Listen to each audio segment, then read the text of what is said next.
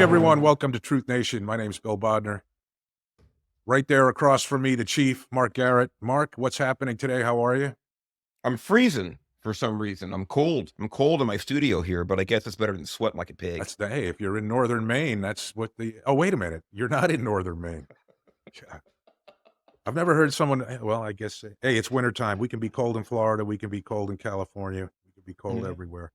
Mark, today, American Nightmare, very aptly named, right? It's a documentary that came out Mhm. earlier this year.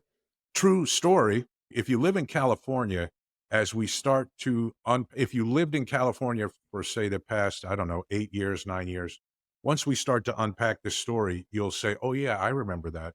It's likely, even anywhere in the United States, you heard about this story when it took place. Written by Bernadette Higgins and Felicity Morris. They got the writing credits on it, although, as I said, it was a true story. Really well done documentary. It's the story of a home invasion and the kidnapping of a woman named Denise Huskins in the small town, or maybe not so small a town, Mark, huh? Vallejo, California? Yeah, it's a good I don't know the numbers on it, but it's a good sized town in the north part of the Bay Area. Yeah, it happened in 2015. And as we go through it, the crime itself, incredible, literally unbelievable. The law enforcement response, literally also unbelievable. And as much as this documentary and the discussion of it is going to cause you and I to be critical of law enforcement in a couple different respects here, there's a hero in this documentary, and that hero is a law enforcement officer. And that, I don't want to say that makes up for some of the things that happened earlier, because it definitely doesn't. It definitely doesn't. We'll get into specifics of how if certain activities were, in my opinion, were done by law enforcement, or if certain investigative steps were taken, there could have been a significant amount of harm eliminated and a significant amount of trauma that Miss Huskins could have avoided. So here's where the story starts, folks. It starts on March 23rd.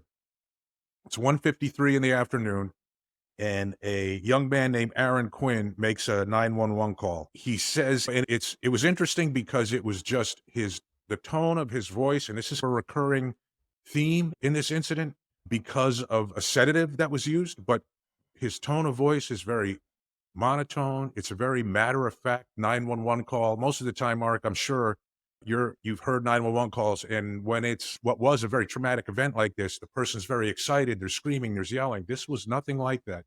This was a very calm, sedated young man who called the police to say, my girlfriend was kidnapped out of the house last night.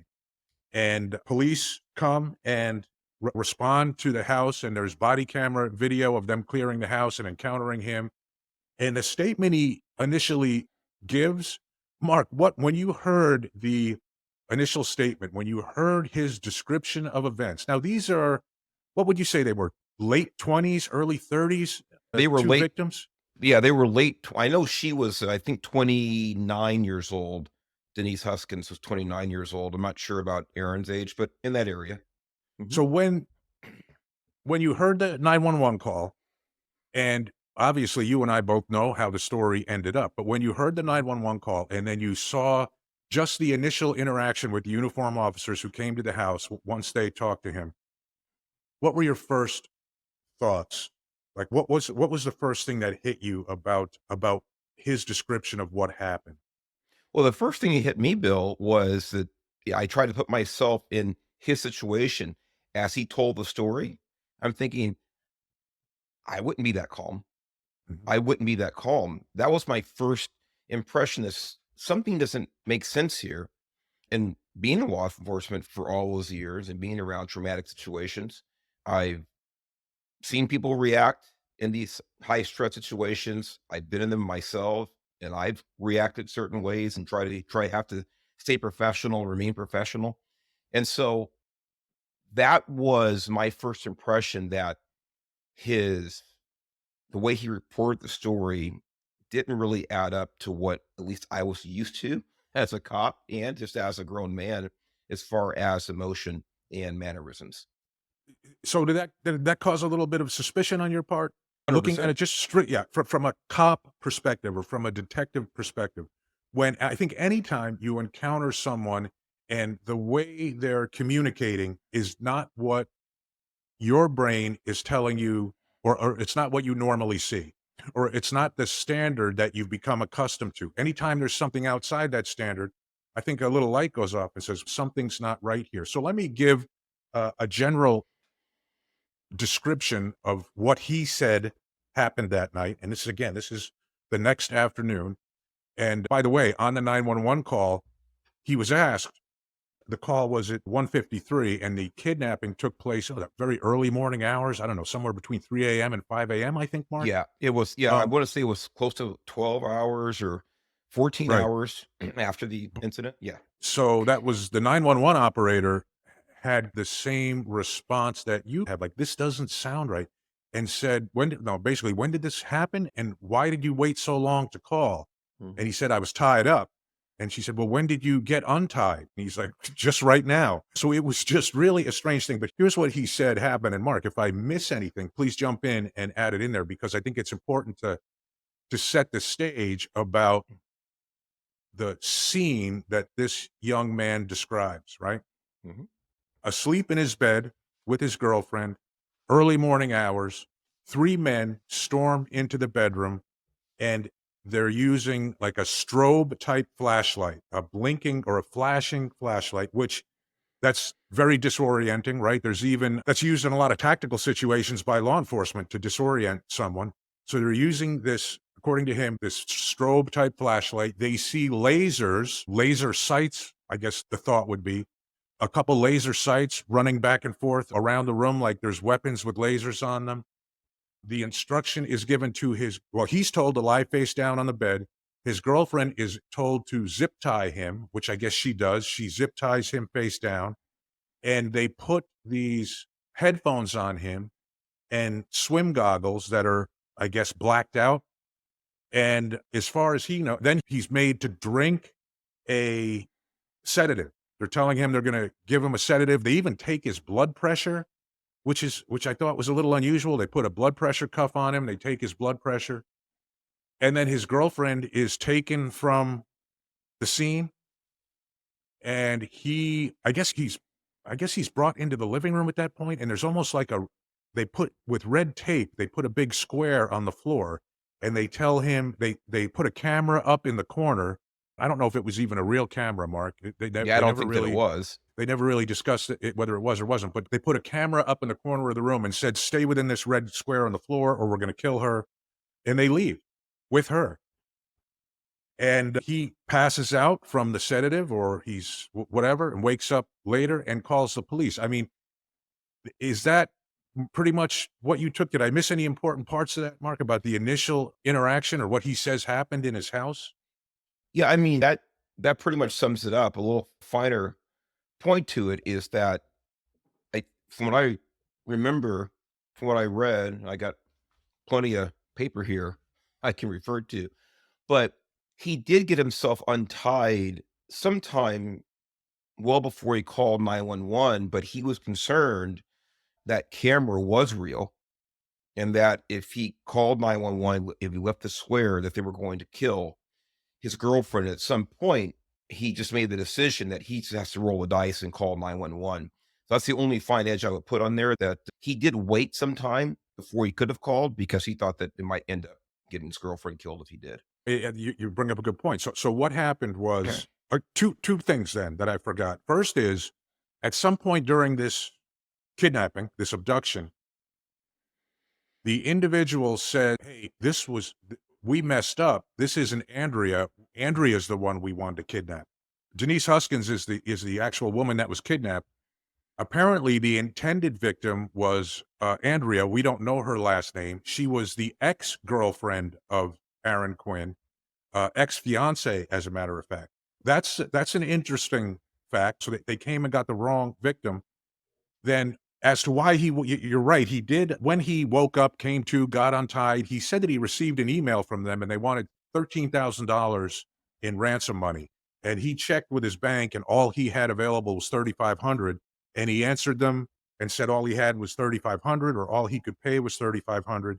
And then after that, he didn't get a response for I don't know what period of time, but it A was long time. a, Yeah, a long time. And he just said, "Screw it! I'm going to take a chance. I'm gonna call the police. I'm going to that's call right.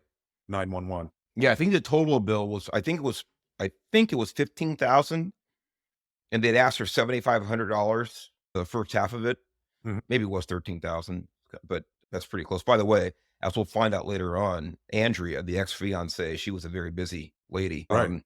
Yeah, but, Yes. mhm, Which at some point watching this thing, I thought at every turn, I thought the story can't get any crazier, and it always does. mhm, So police start police arrive, they take Aaron down to the station, they're interviewing him there. I think they make it very clear that it's not although it's a custodial interview, they make it clear that he's free to go, so technically, he wasn't advised of his rights. They take all his clothes, bag him up, they do a DNA swab, I'm sure all that is consensual. As you heard the line of questioning, what crime are they investigating, Mark, in your opinion? Vallejo PD, once they're talking to mhm, Aaron Quinn, when he gives them the initial story about 3 men in wetsuits coming in his house with no sign by the way, there was apparently no sign of forced entry. correct. When he gives this incredible story, what crime are the Vallejo PDs actually investigating in your mind? 187 of the California Penal Code, murder. And very early on, and when I'm watching this, that they have already concluded that this guy has killed her, and now they're just waiting to find the body.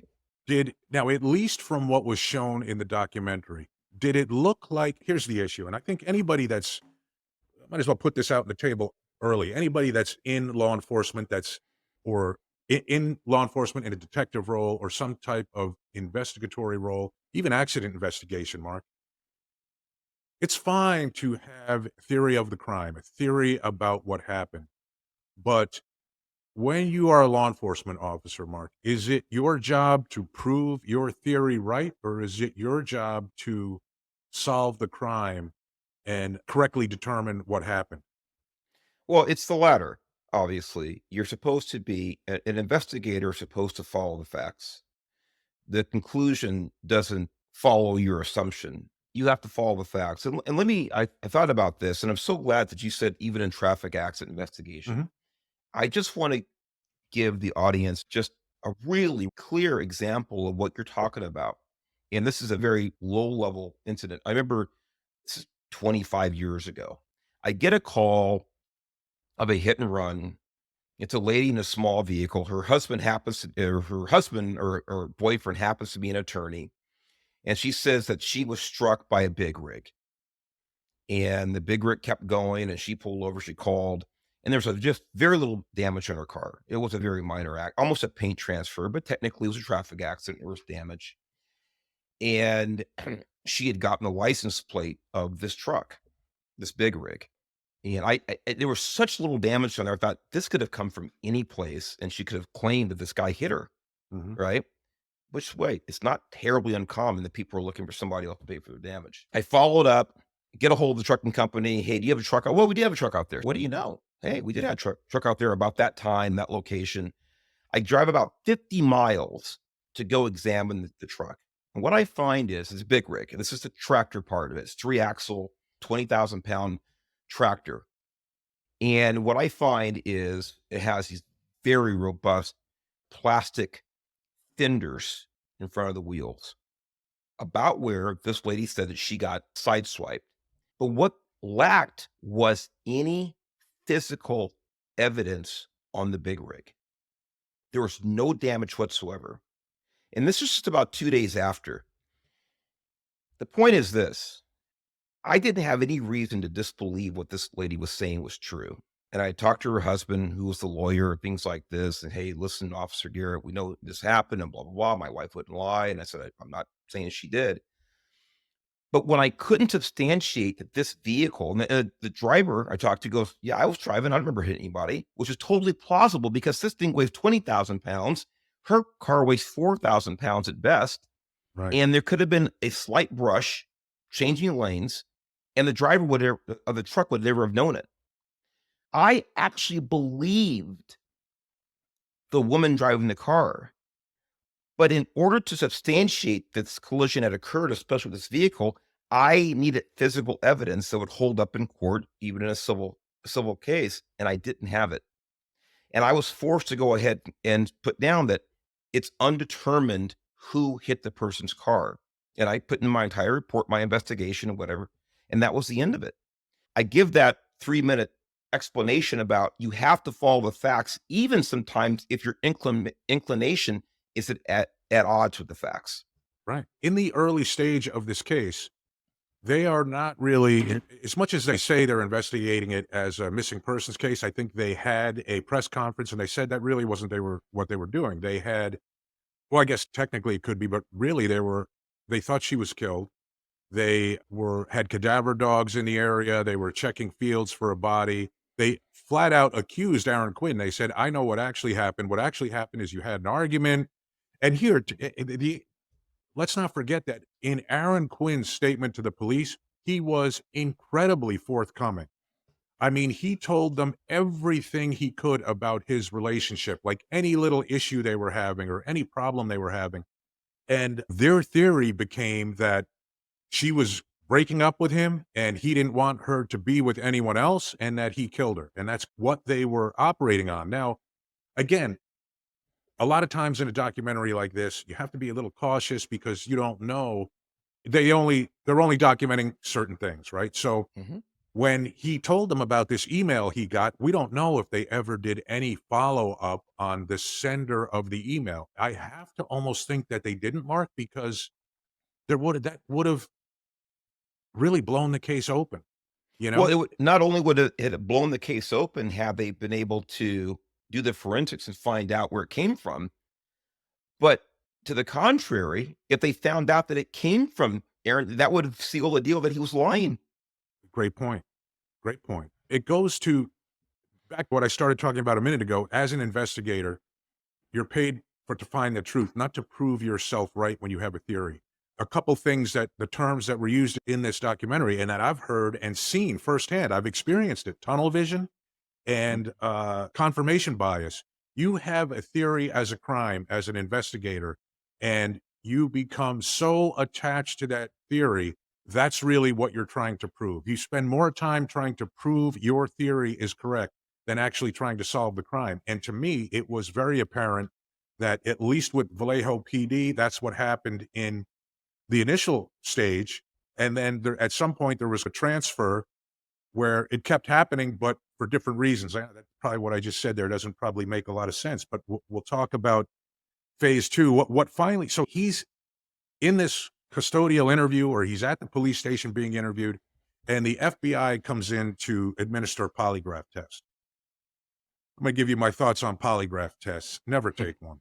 Never Yeah. take a polygraph test. And I'm going to explain why. The real reason a polygraph test is used is the exact scenario we saw in this documentary. Polygraph is administered immediately. And by the way, they're not admissible in court. A Correct. polygraph test is not admissible in court. So I'm not really sure. Of course, I know why people do it. They say, well, if you're truly innocent, I have nothing to hide. And then the cops tell them, well, if you have nothing to hide, you'll take a polygraph. Don't take a polygraph. Here's the game that was played by FBI with this polygraph exam. And it is, I'm not a polygraph examiner. I'm not a certified polygraph examiner, but we have certified polygraph examiners at DEA. And this is a tactic that is used almost 100% of the time. Mhm. Polygraph is concluded. The chairs are pulled close together, Mark.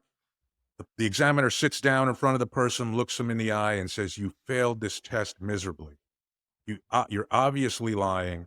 You're going to have to change your story.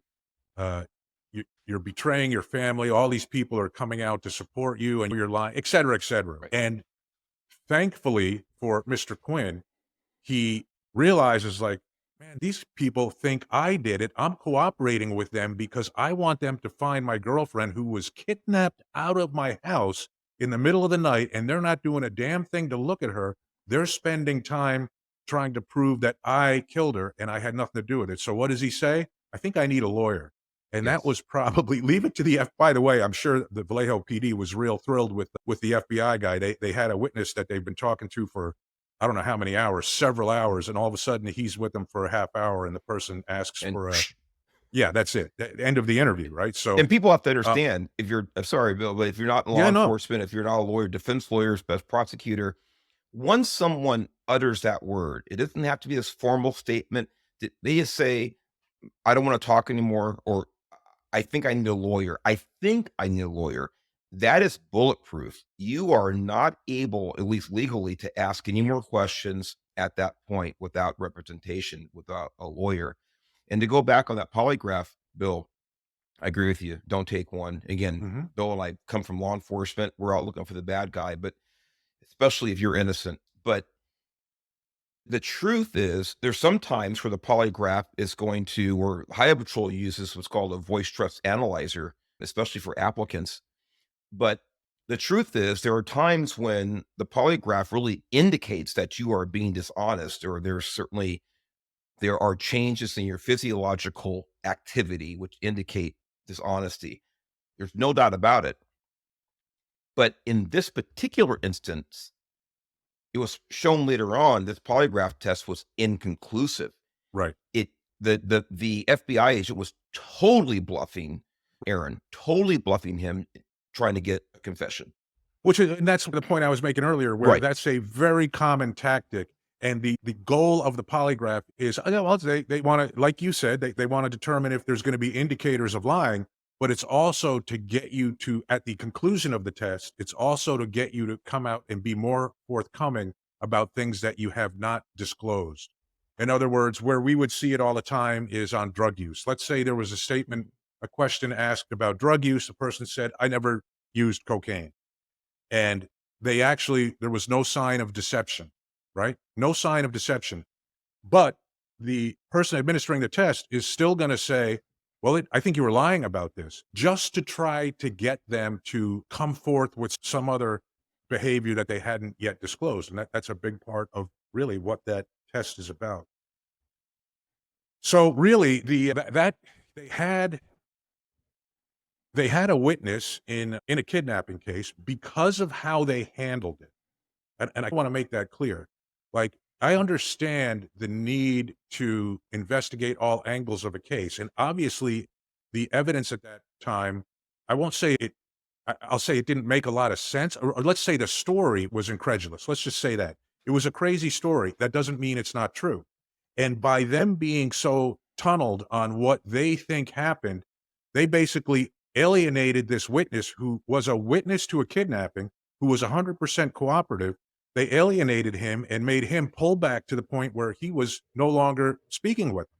That's That's a correct. major that's a major issue. And just to make that clear, I'll try to say it a little more clearly. The way they handled the interviews with him made him uncooperative in a case where he was the only witness as to what happened. And That's right. I think that was a major tactical mistake. Go ahead. You said it just right. In other words, regardless of maybe an individual bias or jumping to conclusions, getting ahead of yourself, you have to remember right now, as an investigator, this person is all I have. Guilty, not guilty, completely innocent, somewhat compliant, whatever it is. This is all I have. We don't have any other physical evidence to speak of. And it's not physical, that's a witness. We don't have any other evidence to speak of. And why would you alienate the only nexus to what happened that you have? And Mhm. I think what else we saw, and we could talk about it obviously in a little more detail, is that we had a case here of groupthink. In other words, you had one person encouraging the other, and there was this kind of safety in numbers. And again, not to dispel at all what you said about this was an incredible story. It was unusual. And just like we both admitted early on when we first saw him talking, calling 911 and the story, we both think, well, man, this is bizarre. I mean, have we ever heard anything like this in law enforcement before? So I don't want to pretend that I would have said, wait a minute, yes, this makes sense. Let's go ahead and investigate this. But at the same time, you have a duty to follow the facts and not just jump to conclusions without doing a proper investigation. As I think the story was unfolding, the kidnapper made the determination to, and I'm going to try to stay to the chronology that the documentary used, right? Because Mhm. at one point we'll go back and give Denise's perspective on what was happening. Right now, this is kind of Aaron's perspective, right? According to him, what happened. At that point in time, a reporter for the San Francisco Chronicle, his last name was Lee. I don't remember his first name. He Yeah. gets an email from an unknown sender. Again, I don't Mhm. know that there was any follow up to see where this email came from, but obviously, it was super important to the investigation. It's a proof of life video. Mhm. So now they know that actually Denise is not dead. She was not murdered. She's still alive. And again, the audio of her, which they play in a documentary, her tone, her demeanor, it sounds a lot like the 911 call that Aaron made days earlier. Why is that? Because she was also drugged. And they talk about the drug cocktail that was used. She describes some timely events, so they know that it's at least from a time perspective, it's that day or the day before when this video was made. She says she's okay, but she's been kidnapped. At that point in time, the focus of the investigation then changes from Aaron being a murderer and killing her to a hoax kidnapping. They then immediately think that the kidnapping is a hoax. And I'm sorry, my jump is that right, Mark, or no? But actually, Yes. yeah, they start Yes. believing that actually it was Aaron and her conspired to create this fake kidnapping Mhm. thing. So still, even though there's a video from someone basically saying, "I'm the kidnapper," Mhm. there's really, again, in the documentary, no discussion of what follow-up was done with that, and the investigative focus now turns still to Aaron, but now Denise is roped into it, and it's a hoax kidnapping instead of a murder. Is that it? Yes. Yes. And by the way, and again, we want to be fair about this. Even I'm looking for his first name as well, but the reporter from the San Francisco Chronicle, I Chronicle? think it Yeah, was. I think, yeah. Yeah, Lee. In other words, even when he's interviewed, and I have an article here, a long piece about it, but even he thinks that the email that he got initially was a fake as well. In other Mhm. words, he was questioning about whether or not this was actually real, from what I remember. And but later on, that changes. But yes, they definitely, yeah, they go from the okay, he murdered her to now this is conspiracy to commit a fraud here for whatever reason. And they Yep. talk about that later on. So then March 25th, so what, 2 days later, 2.5 days, yeah, 2 days later, 9:09 in the morning.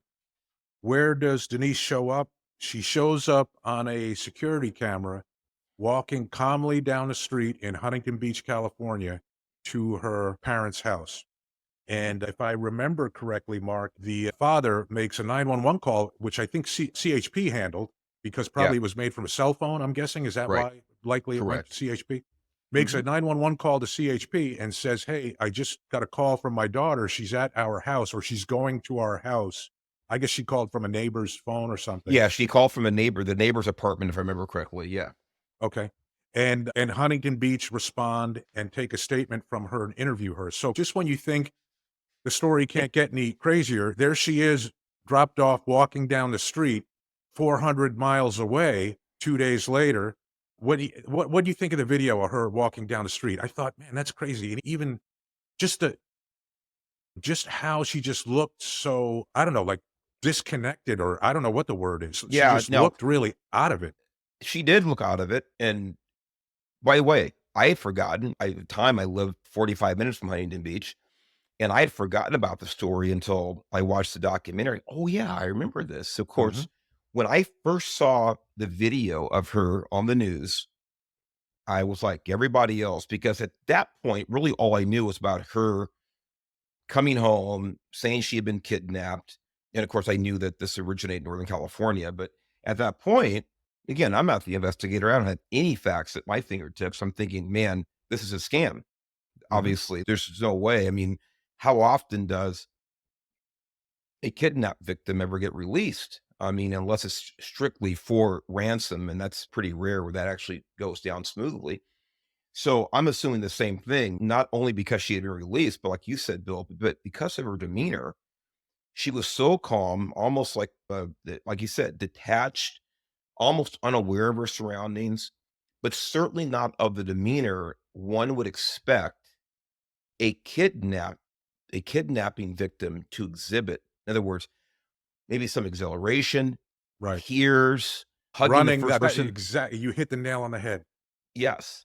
And so none of that was exhibited. And this goes to at least to some point where it's not defensive, but it's understanding the mindset of these investigators, because here I was in law enforcement. I'm looking at it thinking the same thing again from the little information that I had, but very unusual, her demeanor.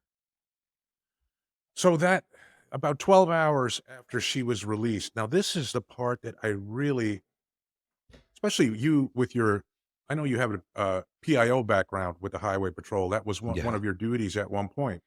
So I want to ask you about this.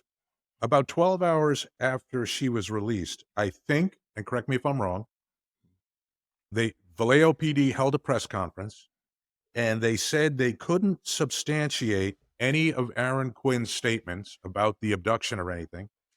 And side note there, they didn't, I'm not sure what they even tried to do, which if you're going to make a statement like that, probably you should get into detail and back it up a little, or just don't make that statement. At this press conference, Lieutenant Park said, and this is a quote, Quinn and Huskins plundered valuable resources away from this community. And basically, he was saying on TV that this was an elaborate hoax kidnapping. Yeah. Why is a law enforcement agency making that announcement? And Mark, this is before they even spoke to her. So she got released. Huntington Beach PD talked to her. She was a little hesitant and not 100% forthcoming with Huntington Beach PD. I can understand that because she was basically told, we're going to be watching you. We're going to kill you if you say certain things about Or your family.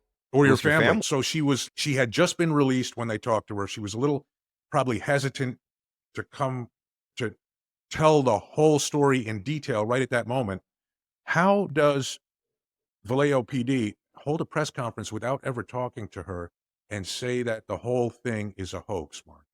Yeah. Well, see, this is great, Bill. I mean, that you touched on this, because you're right.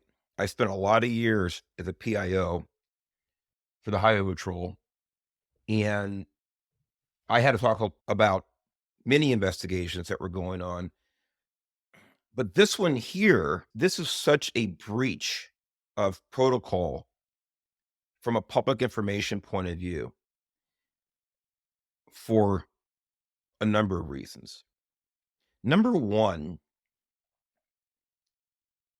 the Vallejo Police Department is convinced that it occurred here now. So whether this is a hoax, there's no reason to go on television at that point and say, other than beyond, we are aware that Miss Huskins has been found. This is an ongoing investigation.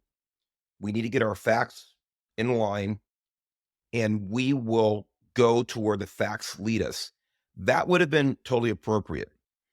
But now they are telling the public that they believe that everything they've been told by Aaron, not Denise yet, because she said they haven't talked to her, is all fabrication.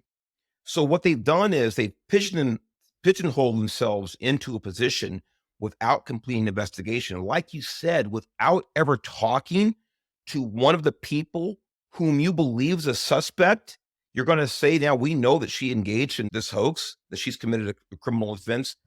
It was completely out of bounds. So you really undermine any credibility you have at that point as an objective investigator. That's what you've done right there. You undermine your own agency by doing this, your own credibility. So it's one thing when you are ready to bring charges based on facts you have. If you have actual proof to the best of your ability, the best of your knowledge, then you can go forward and say, listen, we understand this is a very media intense investigation, and we want to bring you the facts as we know it. And again, without undermining our investigation. But for the facts that we have at our fingertips, we believe X, Y, Z have happened. And we'll take our information to the district attorney, to the grand jury, whatever it is. But to say this before you've actually interviewed a key figure in the investigation, wrong. Yeah, here's what else that does, Mark. Well, you mentioned one thing. It undermines your own credibility. So later on, if you were to, and again, they were, it was tunnel vision, it was confirmation bias. Later on, you'll see the tables turned and some facts come out, and we find out it really, a crime really was committed. How can they prosecute that crime? And there's some question as to if there's additional suspects still outstanding. And really, the Vallejo Police Department basically neutered themselves by the way they handled this. They made themselves ineffective in any future investigation by coming out that soon and with such confidence saying that it was a hoax. And boy, there was another point I wanted to make too. How about the public? So if someone out in the public maybe had information or saw something strange that night or something else, Mhm. when they've just basically told the public, "There's nothing to see here. This was a hoax. Go back to your business." Now, was it because what was there more to it? Was it because this was a extremely scary crime in their neighborhood? Did they not even want the public to believe that in their community, people could storm into a house without a sign of forced entry, grab someone, and kidnap them out of a house? Did they just not want the public to believe that was even a possibility because it would make them look bad as a police force? Or do you think I'm reading too much into it by going down that road, Mark? Or was it just sloppy, maybe inexperience with handling a significant case like this, or sloppiness? Well, that's a good question, Bill. And I'll be honest with you, I hadn't considered that possibility. It is a possibility. But of course, as we get into this, as you Mhm, watch the documentary, as you read these various articles we have in front of us right now, you find out that similar occurrences were a fact in that neighborhood. And Vallejo PD knew that going back a number of years. Again, and mhm, not just one. mhm. So they were aware. Now, again, they're not putting two and two together. I'm not saying I would have either. But your point about where did they not even want the public to believe that such crimes were possible on Mare Island there in Vallejo? That's quite possible. But they did know, which is, I guess, even worse. If that was their goal, they did know that these similar crimes had occurred. When I say similar, talking about peeping toms, being Mhm, breaking and entering, things like this, mhm. had occurred in that neighborhood over several previous years. Again, I don't know if that was their goal. I don't know if that was, on their mind about uh, quashing people's fears about these types of Right. crimes in the neighborhood. But I do know this: they did have records of these occurrences happening before. Yeah. It's a three-part series, 3 45-minute episodes. And episode 1 is basically from Aaron's perspective. Episode 2 starts basically from Denise's perspective, and we won't get into, the same type of detail with that because she tells basically the same story that he does. What's a little different is obviously she's gonna say what happened to her from the moment she was wrapped up in the bed sheet, taken out of the house, and put in the trunk of her boyfriend's car. He drove somewhere. I don't know that there's ever been a determination of where, but Mhm. he drove somewhere where he dumped that car and moved her to a white Ford Mustang. And then from there, he drove her up to a very isolated part in the mountains of California. Later, we learn that it's the South Lake Tahoe area, I think. Yes. And a couple different things here now, which are really painful to even talk about. First, she was raped at this location. The suspect told her, "I'm gonna have to." And the way he had this discussion with her, Mark, it was very similar to the discussions he's had with some of the prior victims of his exploits on Mare Island, right? Just weird interactions with women. But he said, "Hey, I'm gonna have to rape you and I'm gonna have to videotape it. The reason I'm gonna do that is because if you go to the police, I'll just put this video out and this will prevent you from doing that." So she's And raped the by the way, first time. Yeah, to clarify that, in other words, but he told her it has to look consensual, that right. you were here, your own free will, that you engaged in sex with me on your own free will, and this is the tape I'll play if you ever go to the police. One thing, Mark, that I don't know, hopefully you caught this and we'll see if you have any thoughts on it, is So after that first rape at this isolated cabin in South Lake Tahoe, she talks about him saying, the captor, we haven't named him yet, it's him saying that his associates are coming over the house. And she says she hears them outside having a heated conversation about Yes. something. Doesn't Yes. really know, I don't know, or didn't get into detail about what it was, but Mhm. definitely remember originally they both Aaron said there was 3 people that came in the house, or that I think, said there was Yes. 3 people, He thought there were and 3 then people. now right, and now, this guy, her captor, is meeting with 2 people outside his house, makes me think there's multiple people involved in it. Anyway, comes back inside and tells her that he is going to rape her again. Is that kinda Yes. the right He comes progression of he things? Yeah, the second time, I forget the time frame between the first rape and second, but he does come back in and says, "Hey, I've talked to my colleagues and I have bad news. We have a problem." That was that we have to do this again because it wasn't convincing that you were here doing this voluntarily and things like this. And that's why they had to do it again, if I remember correctly. I did pick up on that, Bill, on the multiple suspects and multiple voices. I think later on, Aaron Quinn's interviews, I think he said that he may have been wrong. In other words, he may have been made to believe that there were multiple people with the multiple lasers. That was one of the things where he thought, so Mm, obviously you can use that with 2 hands, things like that. And I wondered about this as well. right. So the conversations took place outside of the bedroom, outside of whatever room she was being held in, maybe outside of the house. So I don't know if this suspect was actually speaking in different voices, disguise his voice, and go back and forth to make it sound like there are multiple people. But as far as we know, there's no evidence that there were multiple people involved. Got it. Hey, I'm gonna tell you now the most painful part of this whole watching this. And hey, as a law enforcement, listen, between us, Mark, 60 years plus of law enforcement life, parts of this thing made me really uncomfortable with how it was handled, right? Really uncomfortable. And this was what I'm going to discuss now is probably what I think is the biggest blunder. And again, interested to see if you picked up on this. When the police were interviewing him in Vallejo, they put his phone on airplane mode, Mm, right? yes. So what had happened during that time, which he didn't know because there was no missed calls, right? Because the phone was in airplane mode. It's not like the phone rang and was not answered.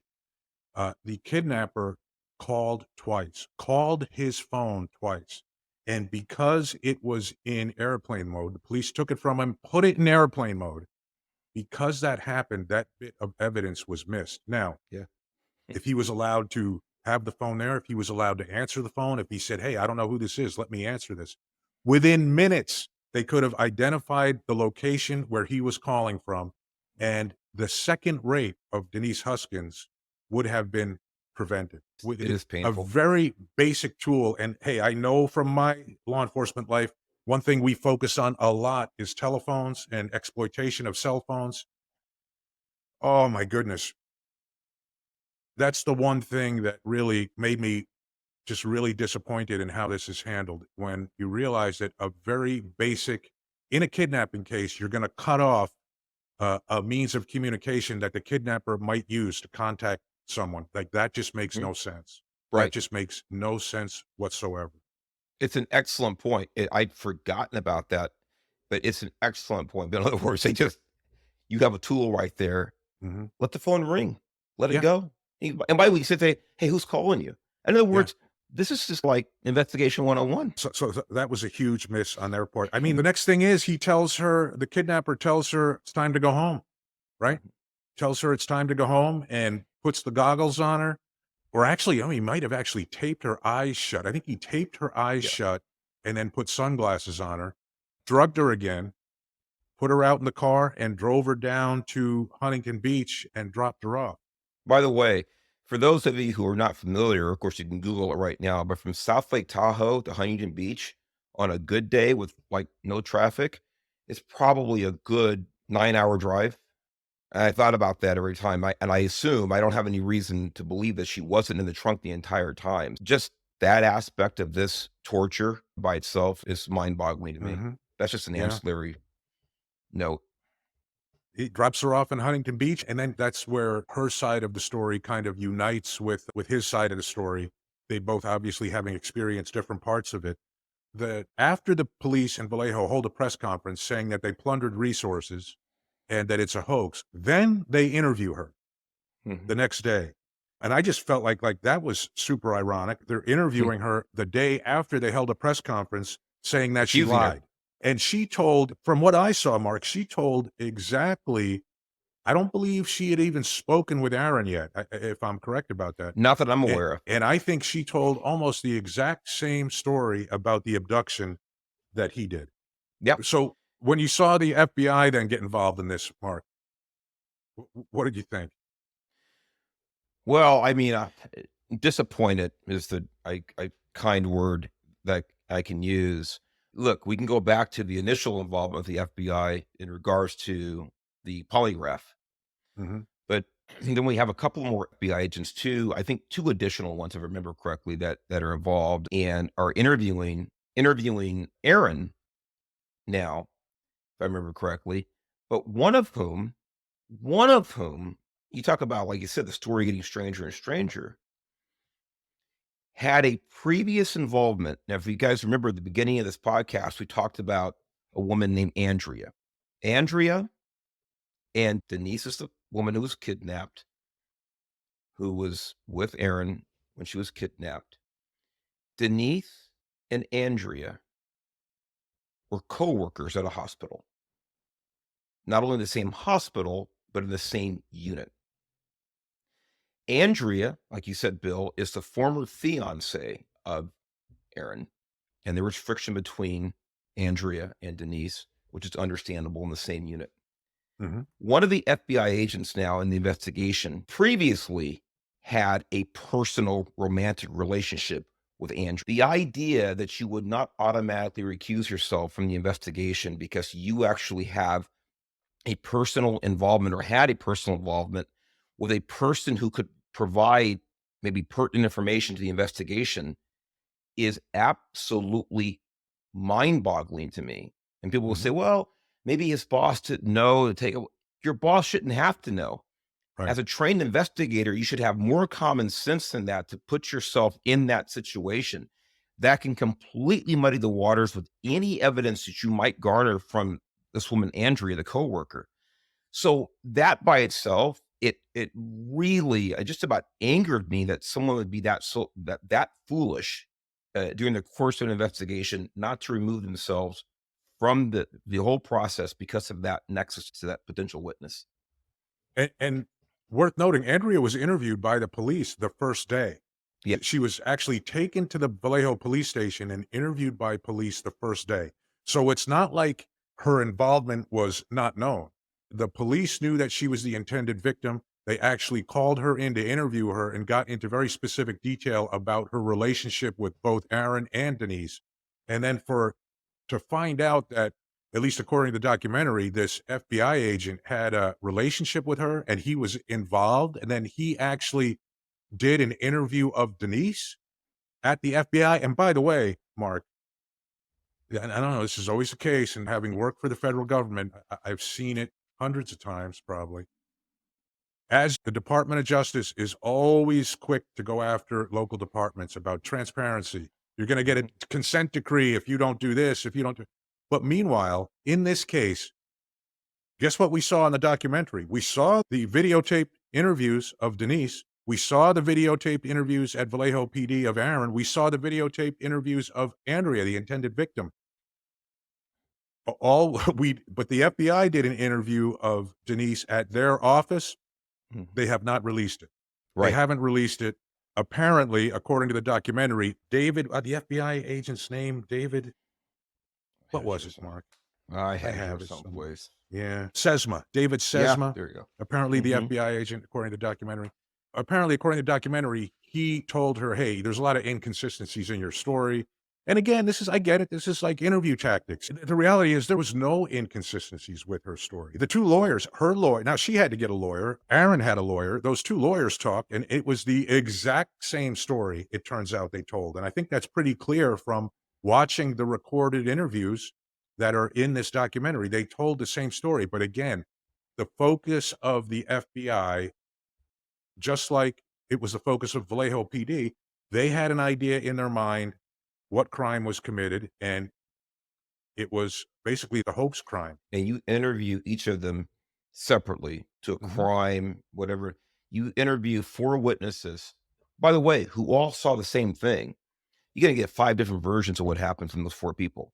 Yep, It's just human nature. yep. So when you actually have 2 people, and at this point, Vallejo PD knew it after they finally interviewed Denise after they accused her of falsifying this whole story. They couldn't have had a more consistent bulletproof pair of statements. I mean, they just couldn't have. Right. And they should know. I mean, they should know from experience. You rarely get very consistent witness statements, not because anyone's trying to be subversive or to lie to you. It's just human nature that people see things differently, hear things differently, smell things differently, and that's it. So when you have 2 people line up like this, that should have been red flags or whatever color you want to use in this instant. That Mhm. should have been warning signs that maybe their initial assumptions are not right. And she got threatened with this part made me laugh. The FBI agent apparently told her, "Hey, it's a crime to lie to a federal agent." It's called a 1001 charge. That's what we call it. I Mhm. don't think it's a crime, Mark. I've never seen anybody get charged with that. I'm sure probably the stories the stories that they told made sense, or at least supported each other. And at some point, you have to start, instead of trying to prove yourself right, see where the story takes you. Go after the story and prove or disprove their story, not your own theory. Now, hey, we already talked about it. To say that at every turn, this story got even stranger and stranger. This was the next turn, right? Yeah. The reporter Lee from the San Francisco Chronicle, and jump in, by the way, if I missed anything. I know you have a bunch of stuff on some I've got after so much action stuff here, but kind of, go ahead. yeah. So this reporter Lee, he now starts getting emails um, from someone that basically confessing to the crime, and this person confessing to the crime is upset because it's being called a hoax. And he's like, BS, this isn't a hoax. We've kidnapped people. And guess what? And by the way, he sent pictures. He sent Yes. pictures of the tools used to accomplish the kidnapping. And he said, if the Vallejo Police Department doesn't apologize for calling this a hoax, we're going to strike again. And I think the quote was in this email, we're going to do the wrong thing for the right reasons. So here is someone now confessing to the crime, pissed off because the police don't think that this person actually committed a crime. And he's saying, wait a minute, I did this. I'm proud of it. And that just blew my mind. It did. I mean, again, you can't make it up, but here's the No. thing. That's when Lee said, wait a minute, this is real stuff. And if I remember correctly, you can back me up on this, but that's when he started believing these emails that he was getting were actually real, Mhm. and went to the PD with this. But to my recollection, again, I have it here. I probably should have highlighted it a little better. I have so many notes here. But at that point, Bill, I believe that the PD was still reluctant, even with the information that the reporter brought them. Is that correct? Yeah. Yeah, they never he said that he sent the messages to Vallejo PD, and they never responded to him. Correct. So a newspaper reporter gets a confession to a crime with Mhm. pictures attached of implements or tools used to commit the crime, according to the person who sent the email. He sends it to the local police for investigating, then they never even answer him. And again, let's call it what it is, sloppy police work. Like you At that point, it was very sloppy. Yeah. Yeah. And now this gets to where I think you can jump in, Mark, with some of the stuff that you have, because I think it was 10 weeks. So 10 weeks after Denise Huskins was released, just to Mhm. set the stage for this next part of the story. 10 weeks after she's released, the newspaper reporter has gotten these confession emails, etc., and he's gotten a threat, right? He's advised Mhm. the police of a threat that this person's going to do it again, because unless there's an apology made to Huskins. Of course, there was never an apology. 40 miles from Vallejo in the town of Dublin, Yeah. there's a home invasion, and a woman calls 911, and she's basically, now this is a different kind of 911 call, Mark. This is more of the 911 call that we expect. She's locked in the bathroom. She says her husband is fighting with, now this is why I asked earlier about the potential of multiple suspects, because I went back and actually listened to this a couple times. She says, "My husband is fighting with them. My Mhm. husband is fighting with them right now." And then she later says in the call, "They have my daughter." Right. So listen, it could very well be he was obviously, as we'll get into a little bit of his background, but he's obviously a very smart criminal and may have been using these tools to make it look like there was multiple people. But what happened at that house in Dublin was, at least let's call him the kidnapper, the suspect in this case, the one that ended up kidnapping Denise, Mhm. gets into a house, tries to, I guess that the thought was one of two things. In the show, they said he was trying to tie up the parents or restrain the parents and then rape the 22-year-old daughter. I'm not clear if Correct. that was it or if he was going to kidnap the 22-year-old daughter. I'm not sure. I'm not sure which it was. Excuse me. But what I think, that's where he made his one mistake. He left his phone behind at that residence. Yes. It's interesting because and I don't think, with all the information I have here, I don't think that in the articles or investigation address uh, an important aspect of all this. He knew about the ex-fiancée, Andrea. He knew where she worked, he knew her name. This is with Aaron and Denise. He actually called, if I remember correctly, in this case here in Dublin, he actually referred to the daughter, the 22-year-old daughter by name, I believe, in this house. Later on, it comes out that he had actually stolen a lot of personal information and he had hacked into credit cards or things like this, if I remember correctly. But he had a lot of information from a lot of different people whose homes he had broken into. What it doesn't say is actually how he did this and how he picked people out. It was just totally random. But clearly, he knew about Andrea. He knew about this daughter. And it's just really important that we talk about that. In other words, early on, we talked about, oh, you were not the intended victim, it was Right. Andrea. And they don't talk about, well, how did he actually know about Andrea at the beginning? But he had done this multiple times. But yes, he made a mistake in this tussle, this house in Dublin, which again is in the Bay Area, it's in the East Bay, Northern California, that he dropped his cell phone. When the cops got there, the daughter said, "Oh, I don't recognize that phone on the floor." They picked it up, they called the number, and who they actually call a recent number, and they get the suspect's mother on the phone, if I remember correctly. And this is how things start now accelerating to solving multiple crimes, not just the one that we're focused on for this show. But when they talked to the mother, they found out that her son actually has a cabin in where? South Lake Tahoe, Mhm. where Denise had ended up. It had been taken eventually. And you mentioned earlier on, Bill, about there's a hero in the story, and absolutely there's a hero. And I want you to talk, you can go ahead and talk about her, take it from there. Yeah. So as you said, they get this phone. They talk to the mother. The mother says he's living at this place in Tahoe. Now, this is Dublin PD, different police department. And to be honest, this is where they just do good. And I don't want to undersell what they did, but good, basic police investigative work, right? They go to Lake Tahoe. They serve a search warrant at the place. They go in the place. They take the suspect into custody almost immediately. They search the place, and by the way, it was the hero's name or heroine was Misty Caruso. Caruso, Yeah, you know what? Yeah, uh, Caruso. You're right. Caruso, a sergeant at Dublin PD. And Mhm. hey, the lieutenant asked her, "Hey, we're going to go out and look for this guy. Do you want to come with us?" She goes with him. They serve the search warrant. They take him into custody. The documentary has body camera footage of that. And the place looks a mess. And she looks around the place and says, "Okay, something's not right here. There's more to this story." So they find a white Ford Mustang there, which, by the way, Denise had said for some reason she thought she was put in the trunk of a Mustang at some point, just based on, I guess, the sound of the The car, sound. even or something like that. Yeah. I mean, she was Mhm. extremely helpful. As a cop, you dream to interview someone like that who's so helpful with detail. Mhm. But what Sergeant Caruso finds is a lot of strange stuff, but a lot of the tools that were used in what turns out to be other kidnappings, or at least the kidnapping of Huskins. And one thing is this pair of goggles with the lenses like painted or taped over so they really let no light and you can't see. And there's one blonde hair in the kind of the elastic strap of the goggles.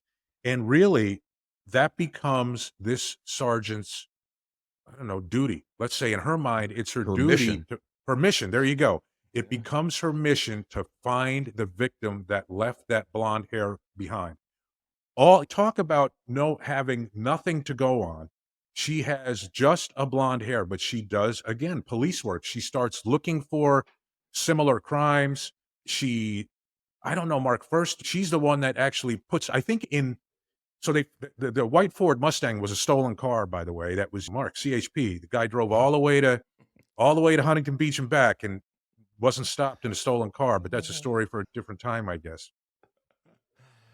When they call the registered owner to return the car, somehow this detective is speaking to the registered owner and he says, "Oh, you've heard about the what was the name? The Mare Island Creeper or the Mare Yes, Island Peeper or Creeper. something like that? I Creeper. think it was the You've Creeper.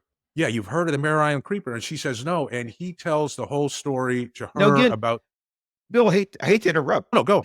Say that again because you reminded me of this, and when I watched the documentary, I said, "Oh my god, it was the owner of the stolen car who said, by the way, you've heard of it, right?"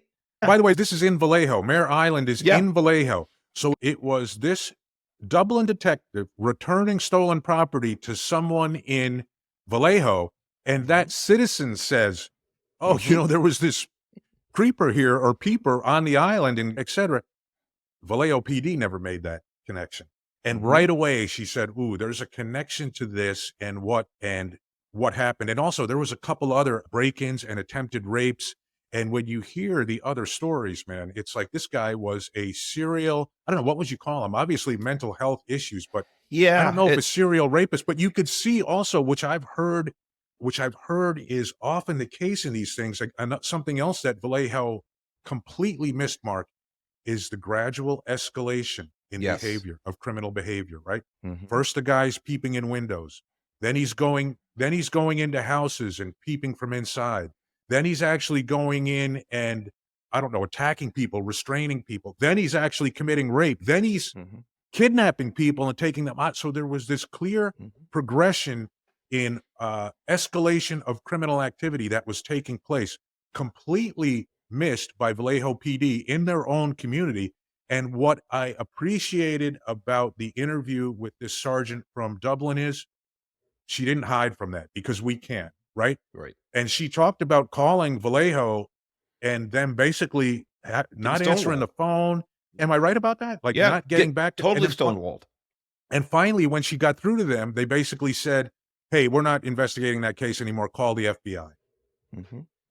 Yeah, Yeah. it's absolutely amazing, and we talked about cooperation on other shows with law enforcement agencies. You know, when we get a call from an allied agency, listen, because you never know what crime they're gonna solve for you. You always want to be as open and as available, as approachable as possible. I know I always tried to be. And because I tell you what, one thing, one day you're gonna need them. Mm, So the idea that this detective from Dublin PD pretty much had to let Vallejo Police Department know that there might be something in your own database right. that would be relevant to this crime that you are accusing the two victims of being fraudulent, being a hoax, that could help you out here. She had to let them know eventually. And then when you go back and you look at the amount of information, matter of fact, this guy, this suspect, this kidnapper, this rapist, he was in multiple databases, Mhm. not only in Vallejo, but I believe it was up in Palo Palo Alto with Alto. Yep. Stanford University. Yep. So he was like a virus over a FI card, field information card, so to speak, with different flags with different agencies. And it just seems like in any kidnapping case or any suspected kidnapping case, any claimed kidnapping case or sexual assault or anything, one of the first things you do is you just start typing stuff into your computer to find out if you get any hits on similar behavior. This is just standard investigative technique, especially nowadays. This is not 40 years ago when you couldn't do that so easily, but now it's like Right. going to Google. That's why when often people get stopped, whatever, the information goes to the computer, they were stopped for this, whatever, just on traffic violations, let alone being arrested or being interviewed, being detained for certain violation. It goes into a database in order to help clear future investigations. Vallejo clearly did not utilize the resources they had at their fingertips.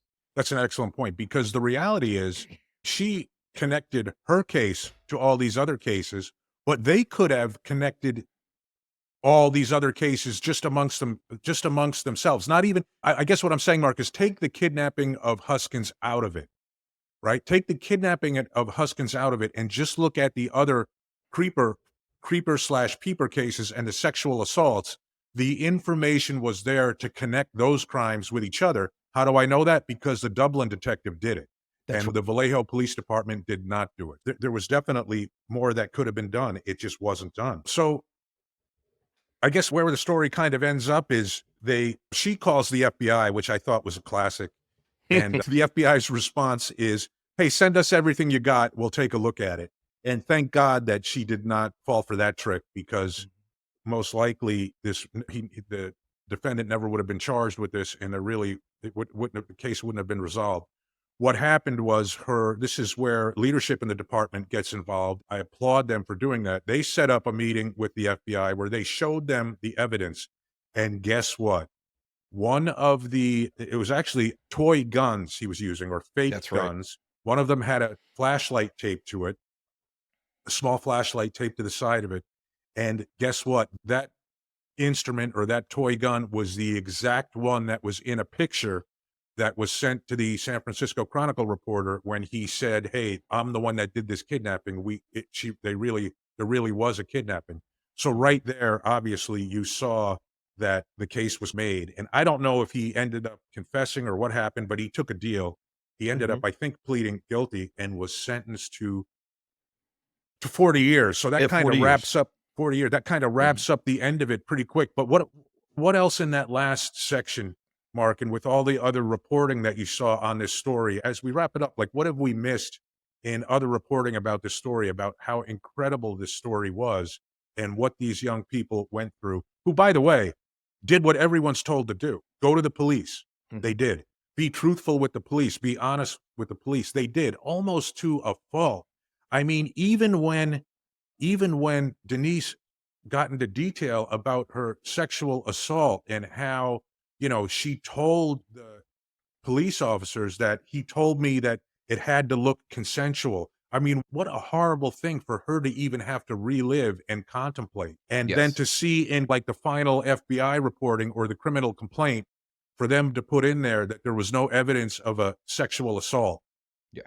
I you mean, know? it's by the way, and we didn't even touch on that because that turned out to be forensically untrue. Later on, Mhm. they finally did. Her lawyers once said, "We have to get a rape kit done on you Mhm. immediately." And sure enough, the evidence showed that she had been. What it boils down to is this, in from my point of view, Bill, is that the initial suspicion on the part of the Vallejo Police Department that his story didn't add up is understandable. The Mhm. initial. We all have initial impressions. I mean, all of us do, whether you're in law enforcement or not. But the point is that law enforcement is expected to investigate and to be objective. And quite frankly, when it has to be patient. And Vallejo PD did not subscribe to any of those requirements as far as I'm concerned, as far as law enforcement, especially near the end of what we talked about today, when there was substantial information available to them that they didn't even look for. Again, if you have a claim of sexual assault by a would-be victim, one of the first things you do after getting a statement, getting as much information as you can, is to get on your own computer and to find out, are there any similar circumstances in not only my city, but in the vicinity, in the Mhm. region? Are there any elements of a crime from other cases that line up with the information I got from this would-be victim. And they didn't do that. And had they done that, it may have taken them in a totally different direction. It may have solved this case much sooner.